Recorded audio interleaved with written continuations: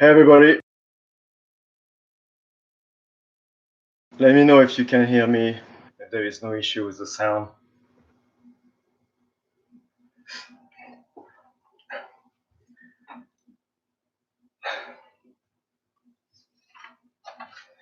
We got two people here, three, good. Let's wait another minute before we get started. Oh, perfect. Facebook Live works too, good. Oh, good, Arisha. I'm surprised you're here.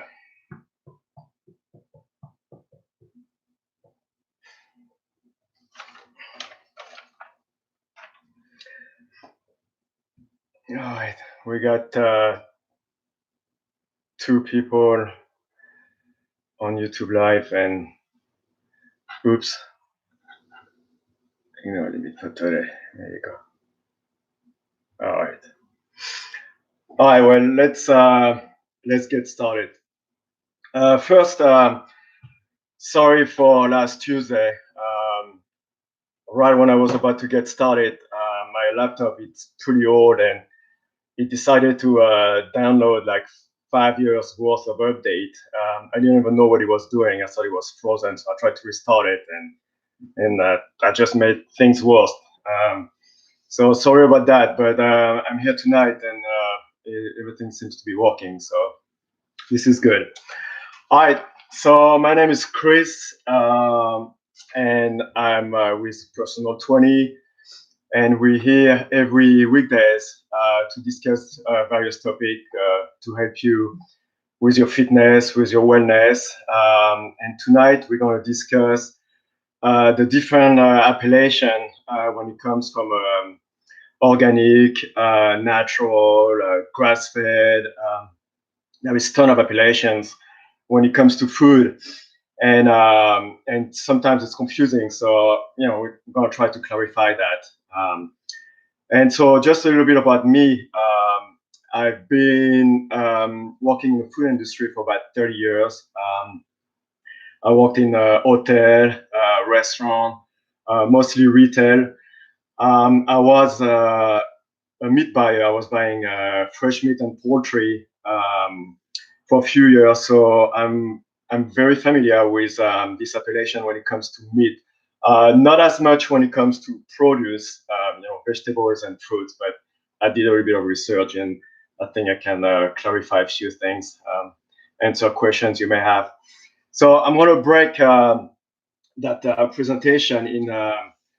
First, we're going to discuss what the USDA, the USDA, it's a United States Department of Agriculture, recognized, and then we're going to talk about the other appellation. A lot of like certified human, a lot of the grass-fed, all that it's third parties. They're not recognized by the USDA.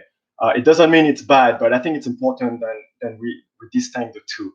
So we're going to start with that, and then we're going to discuss how it applies to produce, fruit and vegetable, and then we're going to discuss how it applies to meat, the choices on you have. Should you buy organic or not? So let's start with the big one, organic. So organic is 100% recognized by the USDA. It's regulated by the USDA. So I'm just going to read what it means. So organic is a labeling term that indicates that the food or other agricultural product has been produced through approved methods. These methods integrate cultural, biological, and mechanical practices that foster cycling of resources, promote ecological balance, and conserve biodiversity. Synthetic fertilizers, sewage sludge, irradiation, and genetic engineering may not be used. The last one is basically it's the GMO. So what it means, it's for produce, it's you can use any pesticide or fertilizer. And for meat, it's you cannot use antibiotics or growth hormones, and the feed has to be grown organically. So that's what it means to be organic. Now, how is it enforced? So to be certified organic, you actually have to pay for it. It's not free. The way it's enforced, it's you got a third party that is certified by the USDA, and if you want to get that appellation organic, you apply for it, and then you're going to be inspected at different time by that third party. And if you fit all the criteria, then you get that appellation, and then you get the right to use that logo. This one here, that did a white and green, that's the USDA. That's a pretty expensive logo to put on a product. Not everybody can afford it. So that's how you know it's organic. That's the only logo and it says USDA organic on it. So when you mean, there is also like packaged food can be called organic if it's 95% of the ingredients are grown organically. Then you can put that on the packaged food and get that logo organic. Now let's discuss the other labels than the USDA recognized. So one is free range. So free range means then that applies for cattle and also mostly for poultry.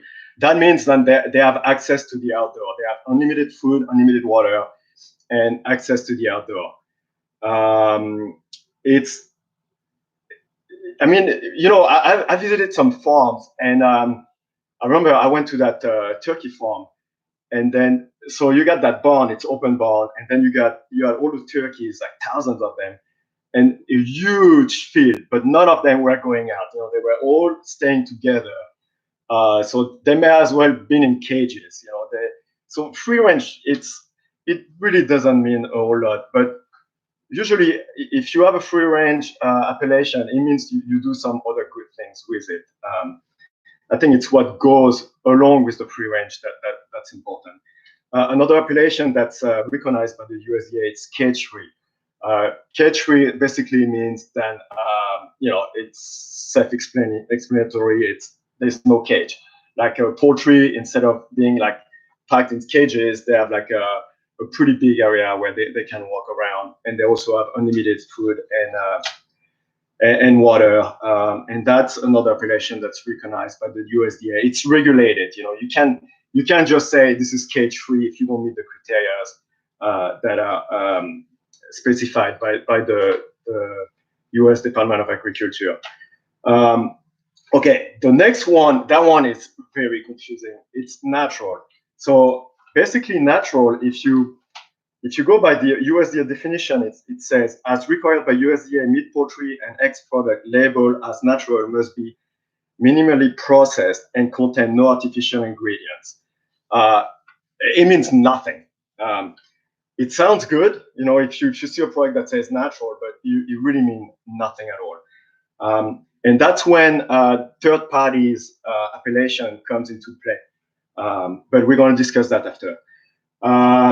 Grass-fed, also the grass-fed, the way the USDA recognizes it doesn't mean a whole lot. It says grass-fed animal receive a majority of their nutrients from grass through their life. The majority, not even all. So they could get some corn, but if they get like 75% of grass, you can call them grass-fed. So it's misleading in a way. And also grass-fed by the USDA regulation doesn't mean it's organic or free of antibiotic and hormones. So it's, again, that's when the third-party appellation comes into play. Pasture raised is not recognized by the USDA, and humane, raised humanely is also not recognized by the USDA.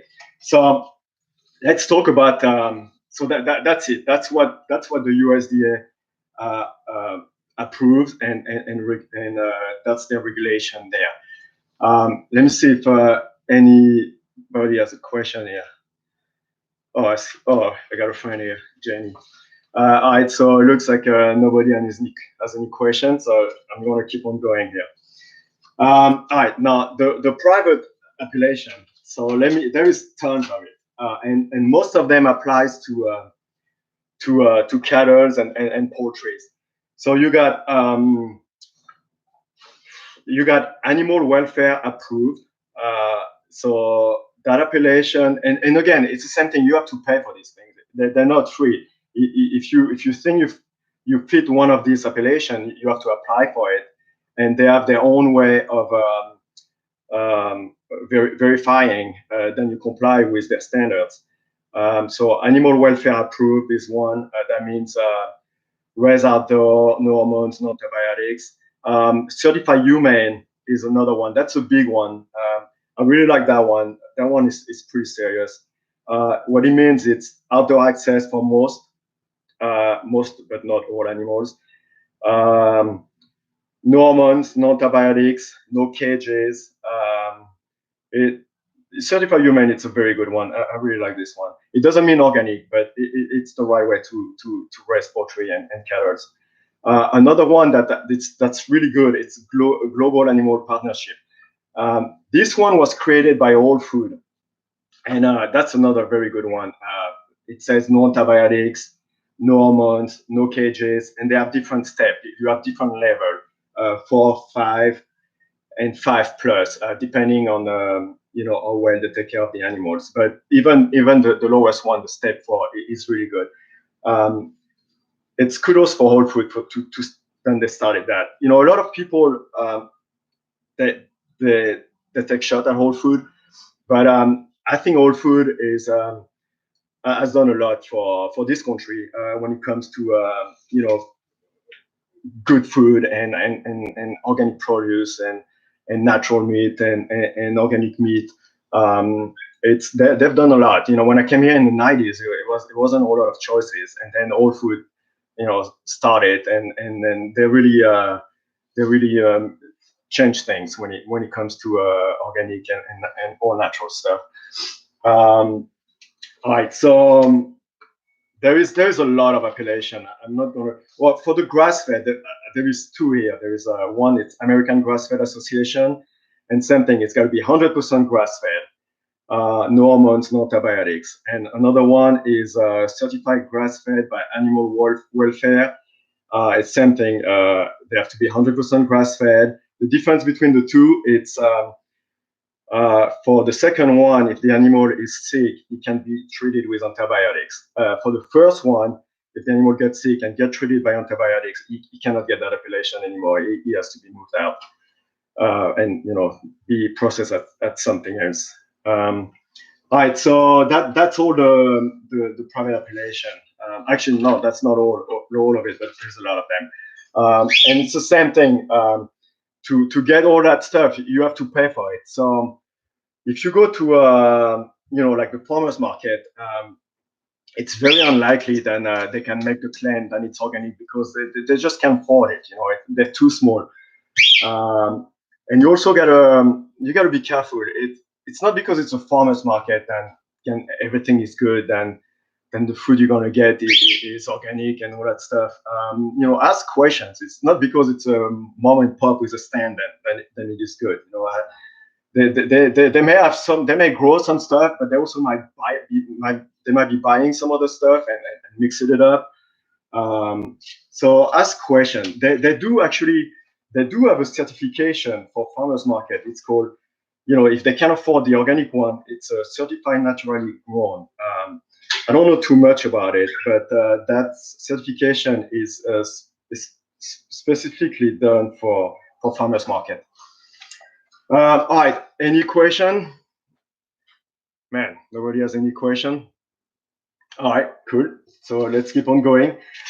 All right, so what to do with all that. So when it comes to produce, to fruits and vegetables, is it worth buying organic? And the answer is yes. I mean, especially for produce, for vegetable fruits. I've done a little bit of research because I'm not too familiar when it comes to that. But I saw a 2012 story published in the Internal Medicine that they tested conventional. Oh, let me, everything that doesn't qualify as organic or doesn't get the appellation we discussed earlier, it's called conventional. So conventional produce and meat, you get no guarantee. It can be raised with growth hormones, antibiotics, and pesticide and fertilizer. So I read that story, and vegetables and fruits that are raised conventionally with the use of growth hormones and pesticide, they are 5 times the amount of pesticide residue, and they are also higher toxic metals inside, versus organic.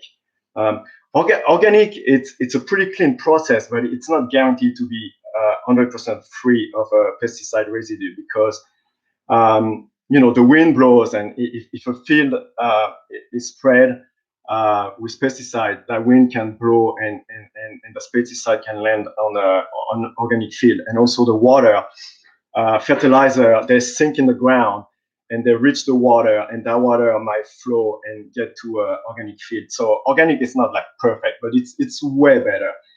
But anyway, so 5 times the amount of pesticide residue, it's very high, and toxic metals too. And they always say, the levels are safe. I mean, it is safe until it's not anymore. If you're gonna eat fruit and vegetable your whole life, and they've been spread with that crap, it's gonna accumulate in your body, and you're gonna pay the price. You know what they say: you are what you eat. That stuff, yeah, you have it once, it's fine, but it's the long-term exposure of that gets you. It's pesticide are responsible for cancer, Parkinson disease has been linked to pesticide, birth defect, and whatnot. It seems like everybody gets cancer now. It's what we eat. It's just the stuff we put in the food that harms us. It's that. I mean, that's why, as much as you can, when it comes to fruit and vegetable, buy organic. And the prices over the, I mean, it's still more expensive to buy organic, but it's not as bad as it used to be. It's some of them are still, like avocado, still pretty high. I mean, it's like way higher than conventional, but prices are not so bad anymore. So as much as you can, buy organic. And also there is a cost to the environment. The pesticide and the fertilizer, they get into a water. They contaminate the drinking water. They end up in the ocean. They end up in like, look at the Chesapeake Bay. They had to establish some regulation for for the farmers. So because the Chesapeake Bay was becoming a environmentally, I can't even say that word. It was becoming a disaster. It's a lot better now.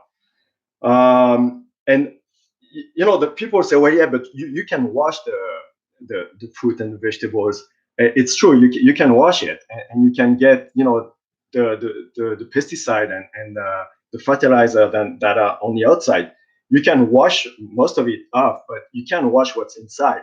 The plants and the trees, they're going to pump water, nutrients from the ground, and the fertilizer, they sink in the ground. That what's inside the vegetables, you cannot wash it. That's going to stay there. Now, what else?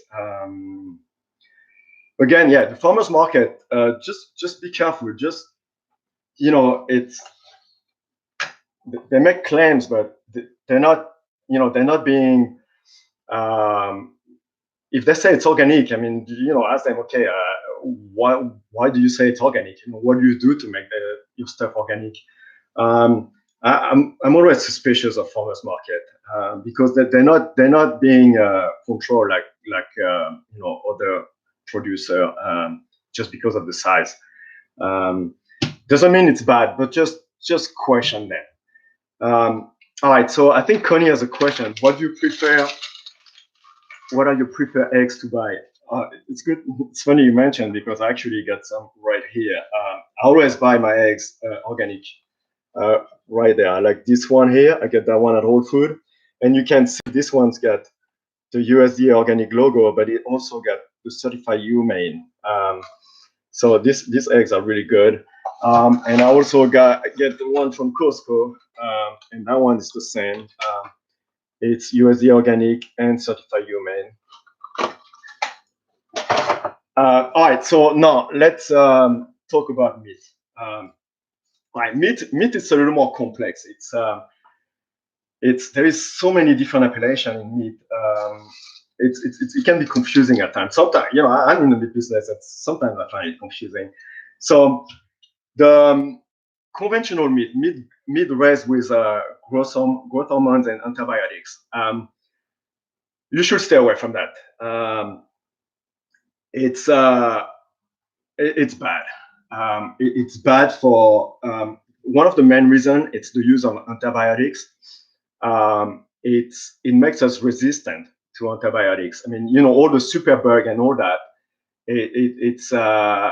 It's because of we overuse antibiotics, and the bugs are becoming resistant. They like our strongest antibiotics. They don't even work anymore.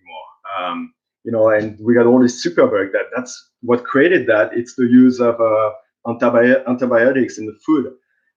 Like 70% of all the antibiotics sold in the US, it's used for cattle and poultry. It's not used for human. Only 30% goes to human. 70% it's used for cattle and poultry. So it's worrisome. I mean, they try to the USDA. What they did, it's you still can use it, but you can't use it until a certain, when the animal is about to be slaughtered.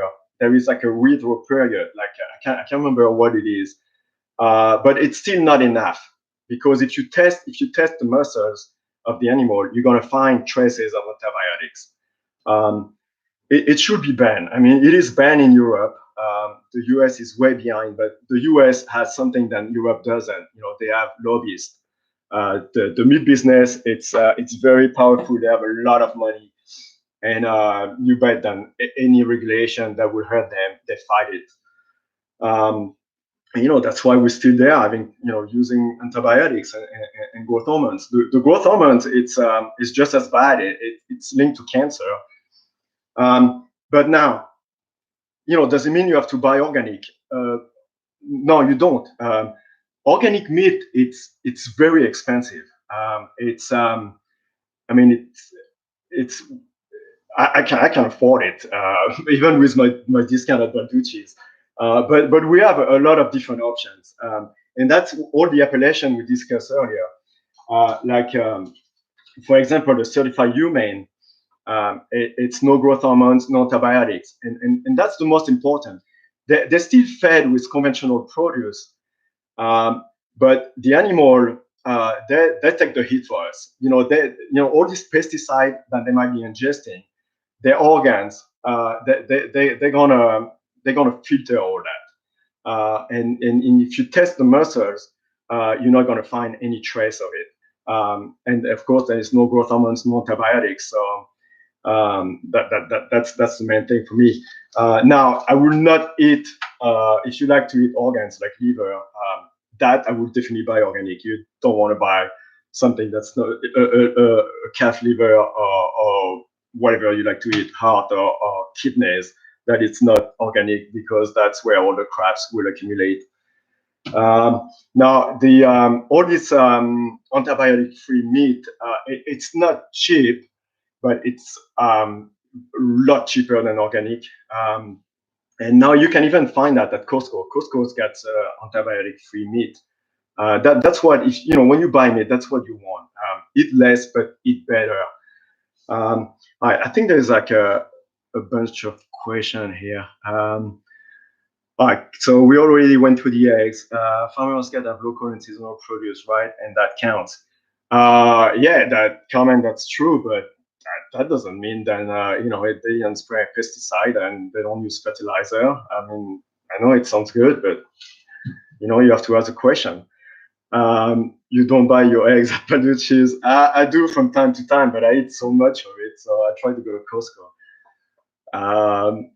Hi, this is Karen. When I started buying free range animal raised and eggs in the late 90s, you could only get it from some health food store at the local farmer who supplies them. Yeah, that's true, but now you can find it everywhere. Just like I said, they have organic I mean, yeah, organic ground beef is pretty cheap, but so you can still buy that. But Costco also has got antibiotic-free meat now. All Food started carrying it. Now we can get it at the grocery store. Yeah, yeah, it's true. Again, All Food, kudos to All Food. I mean, they are the one who lead the charge when it comes to that kind of stuff. Antibiotic meat, it's Whole Food. They ask for it, and they had the buying power, and they got it done. Like at Balducci's, we get the chicken we have. It's really good. It's called Ben and Evans, but Ben and Evans, they picked the what Whole Food wanted them to do, which is that global animal partnership. No growth hormones, no antibiotics, and then they have the 4 or 5 steps. All that it's Whole Food. We all benefit from them. I got some question here. Oh, Linda, do you follow any special diet like keto or paleo? No, I don't. I got a friend who does paleo. It's it's good. I mean, it's good for you, but I'm not doing that. I eat too much. Yeah, great to know that. Yeah, Costco. Yeah, Costco has been improving their product line when it comes to meat. They actually hurt us pretty bad because their prices are hard to compete with. Um, Now, let's see if I'm not forgetting anything on my list here.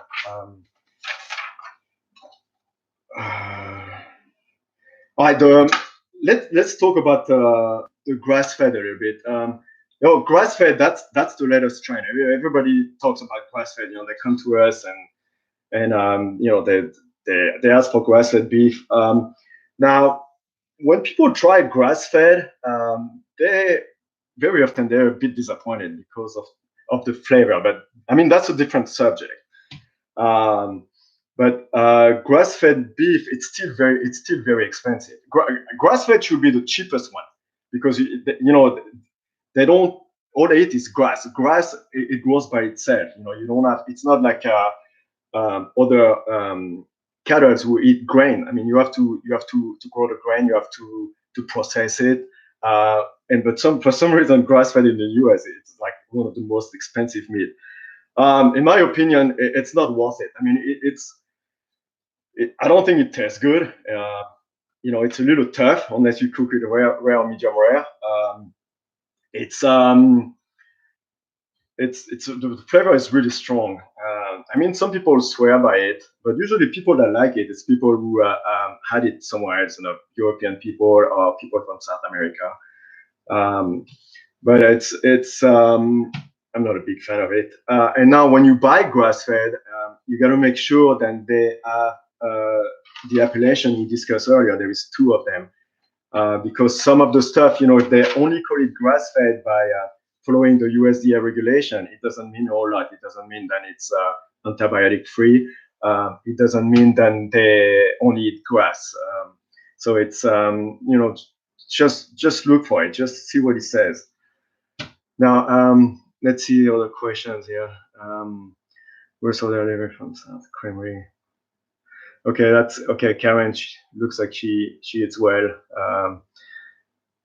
South Mountain Creamery. We have visited their farm and spring open house, and you can see a few chicken and cows, and where they live. Yeah, and when the cattle when they are raised the way it's supposed to be, when they well, I don't know, I would say happy, but not stress, they actually taste better.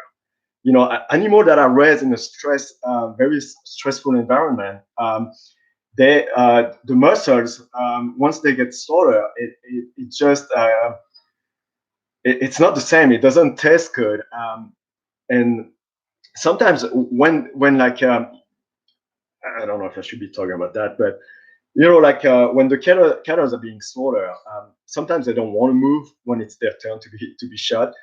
and they will shock them. Okay, I can't talk about that. My daughter is in there, and she doesn't want to hear that stuff. Anyway, so yeah, animals that are raised the right way, they actually taste better. All right. Any other question here? Yeah, factory farming is not going to be sustainable for the environment. Yeah, it's true. But there's something else we have to look at. I mean, we have a lot of people on the planet, and I don't think we can feed everybody, growing produce organically, and I mean, it's just we have to find like a balance. I think Europe's got it pretty good. In the US, I don't think we do. We like let's say Roundup. Roundup, it's banned in Europe. That stuff, it's like the worst thing for you. You eat stuff that's been sprayed with Roundup. It's just a matter of time before you get your cancer. And again, in Europe, they don't use growth hormones, antibiotics, and they're able to feed everybody. So I think the US, we have to make changes. Yeah. I got some other thing here. The meat in New Zealand is so good, and the animals are raised in large pasture. Yeah, that's true. The meat in New Zealand, it's grass fed though. So I guess Linda, you like grass fed, but yeah, it's good stuff. We do at Balducci's. We don't sell lamb from New Zealand. All Food does, but we do sell venison that is raised in New Zealand, and it's if you like venison, I mean, that's the stuff they have in New Zealand is the best. Not for me though; it's too gamey. All right. Any other questions? Yeah. Okay. So I guess that's it. I mean, it's a lot of stuff, especially when it comes to the meat. I hope um, made things a little better for you guys to understand. Now, okay, that's it for me. Just you guys check out the virtual training that we offer at P20. It's just text a number, and we also offer group training. It's really good. I'm actually going to do the group training at 7 p.m. tonight. So you guys need to check that out if you haven't done it yet. And tomorrow I think it's going to be James tomorrow. I can't remember what he's going to be talking about, but I'm pretty sure it's James at 6 p.m. So that's it for me. And, stay healthy, stay safe, and stay home. All right. Bye, guys.